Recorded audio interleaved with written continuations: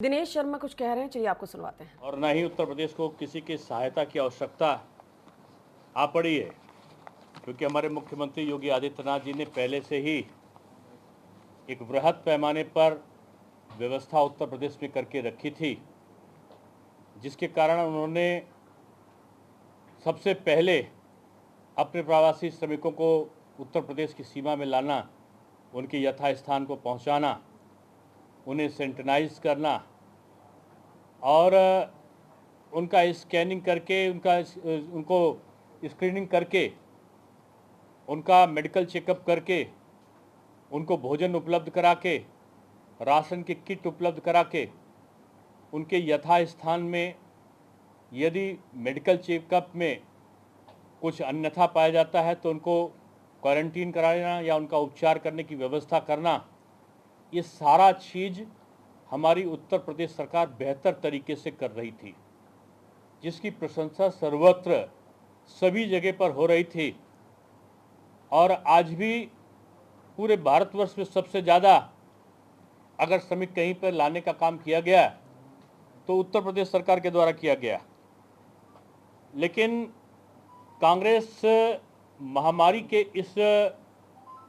इस विकट संकट में भी अपने आचरण से वो बाज नहीं आ रही है।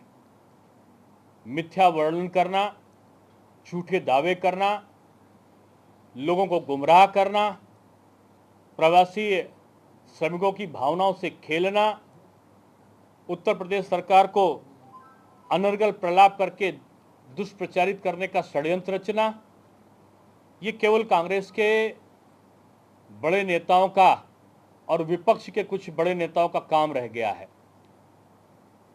कायदे से तो महामारी के संक्रमण काल में सभी को सरकार की सहायता में आगे खड़े होना चाहिए था। मिलजुल कर कार्य करने की प्रवृत्ति में सरकार के सकारात्मक कार्यों के प्रति अपनी सहमति दिखानी चाहिए, लेकिन उन्होंने गुमराह करने का काम किया। और आज जानकर ताज्जुब तो तब हुआ जब धपोल संघ की घोषणा के अंतर्गत उनके कपोल कल्पित लिस्टों में नाम आए। कहीं पर ऑटो रिक्शा दिखाई पड़ा, तो कहीं पर कोई बजाज ऑटो का वाहन दिखाई पड़ा, तिपहिया वाहन, तो कहीं पर एम्बुलेंस दिखाई पड़ा, तो कहीं मालवाहक गाड़ी दिखाई पड़ी, तो कहीं स्कूटर दिखाई पड़ा। ये खिलवाड़ नहीं तो और क्या है?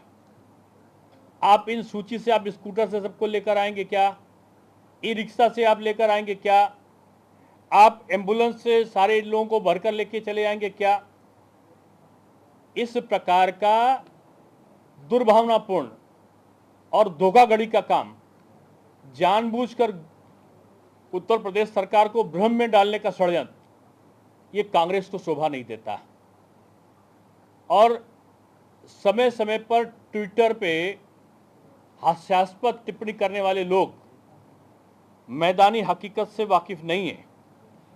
उनको शायद पता नहीं है कि सबसे ज़्यादा जो ट्रेन आई हैं 650 के आसपास 900 स्पेशल ट्रेनें लगाई गई हैं उत्तर प्रदेश में, जिसमें 650 ट्रेनें आ चुकी हैं।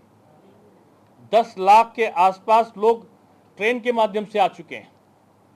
12,000 परिवहन की जो यूपीएसआरटीसी की बसें हैं वो लगी हुई हैं। और उनको ये भी पता होना चाहिए कि 6 लाख लोग बसों के द्वारा अपने गंतव्य को पहुंच चुके हैं।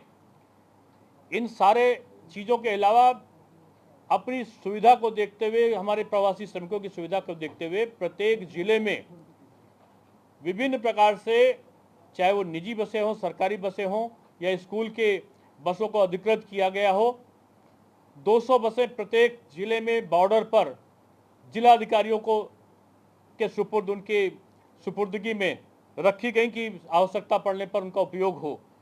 शायद पूरे देश में इस प्रकार की व्यवस्था कहीं भी सुनिश्चित नहीं हुई थी। ये उत्तर प्रदेश की योगी सरकार है जो आगे की भी सोचती है और जो वर्तमान में भी बेहतर करने पे अपने कार्यों में सफलता प्राप्त कर रही है।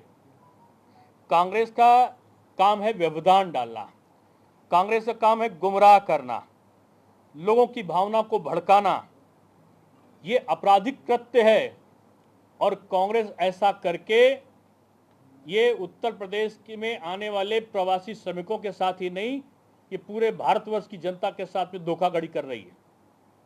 अगर आपको लाना था पंजाब से, जिस बेदर्दी के साथ में भूखा के श्रमिक हमारा वहां से पैदल चलकर आ रहा है, राजस्थान में उसके साथ पुलिस भी बेइंसाफी का व्यवहार कर रही है, महाराष्ट्र में तो चित्तकार मचा हुआ है। कांग्रेस की सरकार है, कई दिनों से हमारे प्रवासी उत्तर भारतीय श्रमिक वहां पर पड़े हुए हैं, उनके साथ में कोई व्यवस्था नहीं हुई।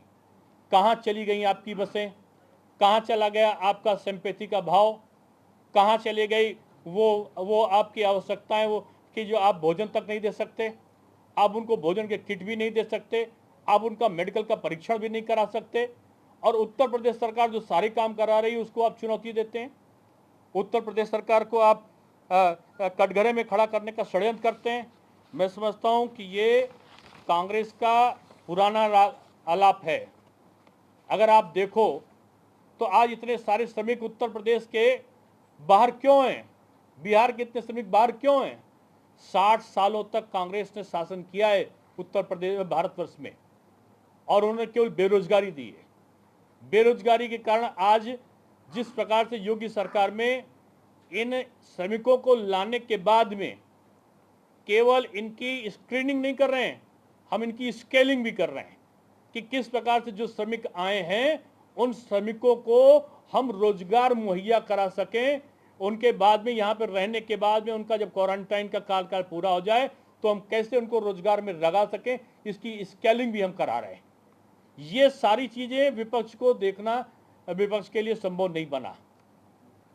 किसी भी प्रकार की घटनाओं पर दिग्भ्रमित करने का कार्य जिस तरीके से समाजवादी पार्टी, बहुजन समाज पार्टी और खासतौर से कांग्रेस पार्टी के द्वारा किया जा रहा है, मैं समझता हूं कि महामारी के संक्रमण काल में इनके द्वारा किया जाने वाला सबसे क्रूर मजाक है ये इस भारत की जनता और खासतौर से उत्तर प्रदेश की जनता के साथ में।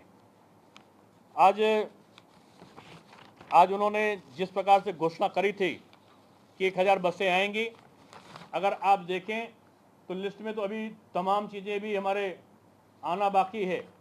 आप अगर देखें तो इन्होंने लिस्ट भेजा, मिस्टर इरशाद के पास में क्या है, 3 व्हीलर। उन्हें पता चला कि रतन सिंह क्या है, ऑटो रिक्शा है। उसके बाद आप भेज रहे हैं गोविंद सिंह के पास क्या, टेम्पो पैसेंजर है।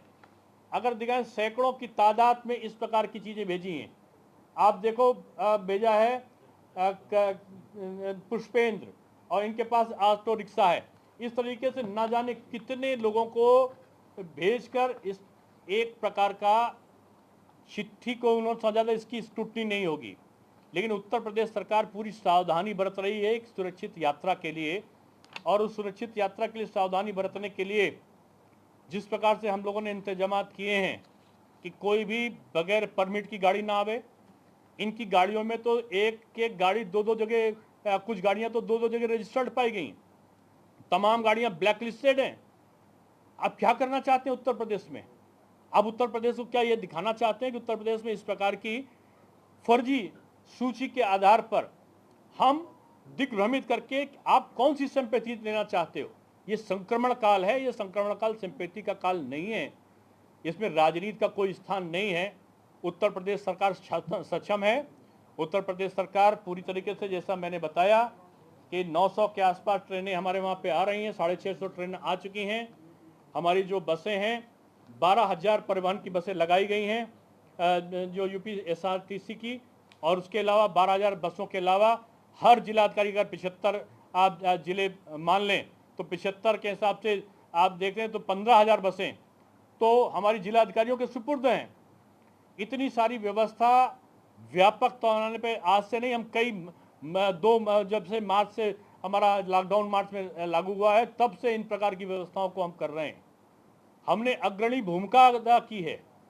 आज ये जानकर दुख हुआ कि कांग्रेस के द्वारा इस प्रकार का प्रलाप जानबूझकर जनता को भ्रमित करने के लिए उत्तर प्रदेश की योगी सरकार को बदनाम करने के लिए। तो यूपी में बसों पर सियासी घमासान, आर पार की लड़ाई, कांग्रेस और बीजेपी आमने सामने। संकट काल में भी कांग्रेस ऐसे आचरण से बाज नहीं आ रही है। बस की लिस्ट से कांग्रेस की पोल खुली।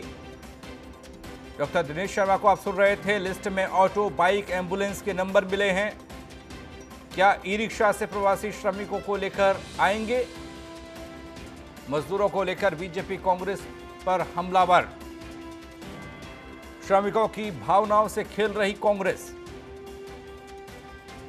कांग्रेस ओछी राजनीति कर रही है। प्रदेश के उप मुख्यमंत्री डॉक्टर दिनेश शर्मा सामने आए। राजस्थान, मुंबई से बसें क्यों नहीं चलाई जा रही?